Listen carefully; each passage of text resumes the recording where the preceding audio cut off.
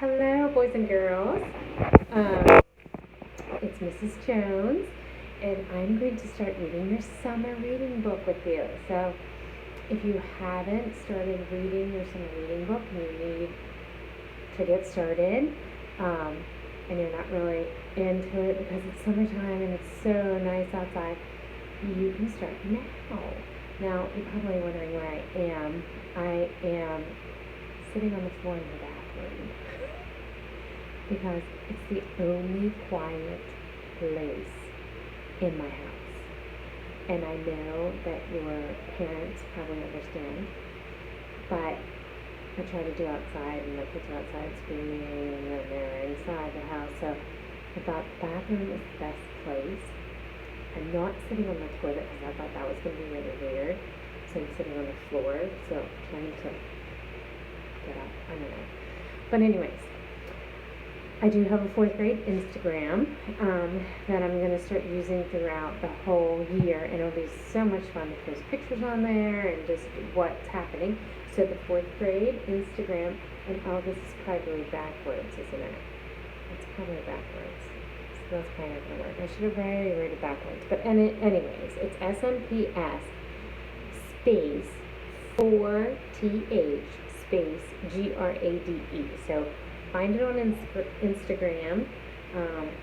Tell your parents about it because I'm sure they'll love to see the videos and the movie or the pictures and stuff throughout the year. I'm going to start today with 4th grade Rats. It's by Jerry Spinelli. And I picked this book because of the author. Jerry Spinelli is a wonderful, absolutely wonderful author, and we will read one of his books during the school year. But I really like Jerry Spinelli and his books. So, and this was about 4th graders, so it's perfect. You're going into 4th grade. Okay, so the first chapter is called Rats Don't. 1st grade babies, 2nd grade cats, 3rd grade angels, 4th grade rats. It was the first recess of the first day of school. A mob of 3rd graders had me and Joey Peterson backed up against the monkey bars. They were giving us the old chant. When they came to the word rats, they screamed it in all of our faces. Then they ran off laughing. I wish I was still in 3rd grade, I said. Why? Said Joey. So I could still be an angel. Not me. He climbed onto the first bar. I waited 3 years to be a rat. He climbed to the next bar, and now I am a rat. He climbed up to the top bar. He shouted over the schoolyard. I'm proud of it. I started to climb. My sneakers slipped on a bar, and I went down instead of up. The first thing I landed on was my hand. My thumb got bent back, way back. Pain. I howled as loud as I could. It still hurt. I kicked the ground, the monkey bars, the nearest tree. My thumb still hurt, and so did my foot. Only one thing left to do. I cried. Joey's voice came down from the high monkey bar. Rats don't cry. The bell rang to end recess. I jogged sniffling to the door. When I got there, Judy Billings was behind me. Like a miracle, the pain in my thumb disappeared. For me, there was no such thing as pain when Judy Billings was around. I loved her. I was sure that any day she would start to love me back. In the meantime, she mostly ignored me. But I kept trying. Judy was in the other 4th grade class, so I didn't see too much of her. When I did, I figured I had to make the most of it. That's why I held the door open for her. She went through. As usual, she ignored me. I didn't care. For 1 second, she was inches away. Heaven was a trainload of those seconds. A little while later, during silent reading, a spider crawled onto Becky Hibble's book. Becky screamed and flipped her book into the air. The book landed on the floor. The spider landed in my lap. Next thing I know, I'm on my desktop, tap dancing and yelling, "Get him off of me! Get him off of me!" On the way to lunch, Joey's whisper came again. Rats don't get scared of spiders. We sat together in the lunchroom just like last year, and we both brought our lunches from home, just like last year. We sat at our usual table. I opened my lunchbox. I was checking out my stuff when I heard Joey snickering. I looked up. He was wagging his head. His face was smirking. I looked around the lunchroom. What's funny? That, he said. He was pointing at my lunchbox. What's wrong with it? I said. Ain't that the same one you had last year? Yeah, so what? He snickered again. Look at it. I looked at it. So? What do you see? I see a lunchbox. What do you see? A Martian? He flipped the cover down. Look at it. What's on it? All over it. I looked again. Elephants. He broke out laughing. He pounded the table. His face was red. I had never known I could make him so happy. He tried to talk a couple of times. What? What?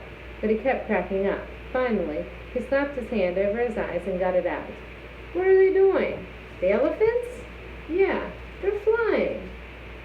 This time I thought lunch would be over before he stopped laughing.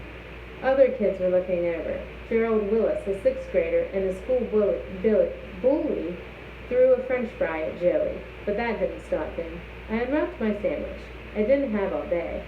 At long last, he took a deep breath. He said, right, flying elephants, big flapping ears, doing yo-yos with their trunks. Some of them, I corrected him. Other ones had fishing poles. His cheeks bulged with laugh balls, but he swallowed them. Morton, he made himself serious. Don't you get it? Get what? Flying elephants on your lunchbox, man? That's little kid stuff. He picked up his paper bag. He wagged in my face. This is what a rat brings his lunch in. I took a bite of my sandwich. What do I care? Let's just sit, man. You oughta care. He opened his bag.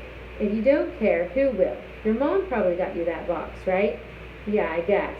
Right, moms. They just want to keep you a baby all your life. Suds, I'm telling you, you gotta put a stop to it now. If you leave it up to your mom, you'll be going off to college with a flying elephant lunchbox. I looked at my lunchbox.